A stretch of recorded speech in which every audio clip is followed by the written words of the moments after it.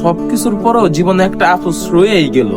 জীবনে এত মাইয়ার প্রপোজ করলাম, একটা মাইয়া আমার প্রপোজ অ্যাকসেপ্ট করলো না। এইটি আর এখন কয়ে লাভ আছে? কোন মাইয়া তোরে পাত্তা দেয় না দেখেই তো আব্বু তোরে এত সুন্দর একটা বই না দিছে।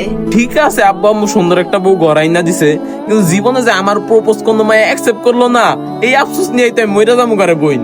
আচ্ছা তাই তুই একটা কাজ করতে পারোস, তুই তোর বউরেই প্রপোজ কর। ভাবি যখন তোর প্রপোজ অ্যাকসেপ্ট করবো তখন তোর আফসোসও যাইবো গা আর ভাবিও খুশি হয়ে যাইবো গা। বুদ্ধিটা কিন্তু তুই খারাপ যাস নাই। তাইলে এক কাজ করি, এখনই গিয়া তোর ভাবির প্রপোজ করি। আর তুই এক কাজ কর, তুই মোবাইলটা দিয়ে ভিডিও করিস, ঠিক আছে?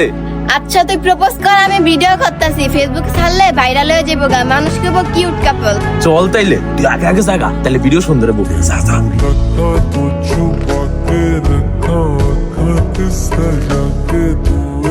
ও কি হইছে এমন বলদের মতো তাকে আছো?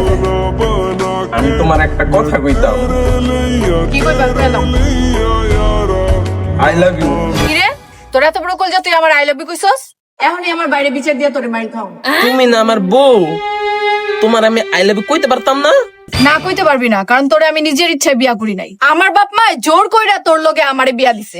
তুই কেমন খারাপের খারাপ, তুই আবার ছোট বোনটারে এইসব ভিডিও করা লেগে লইছস। আমি নেই নাই তো, ওই আমার এইসব বুদ্ধি দিয়ে দেয়। চুপ, আমি তো তোর আগেই কইছি ভাবি তোর প্রপোজ অ্যাকসেপ্ট করবো না। ভাবির ফ্যামিলি খালি তোর লগে জোর করে বিয়া দিছে দেখা, নাহলে তোর মতো পোলায় দিয়া ভাবি জুতাও মুছাইতো না। কি রে বোন, তুই মিথ্যা কথা কইতাছস কেন লেগা?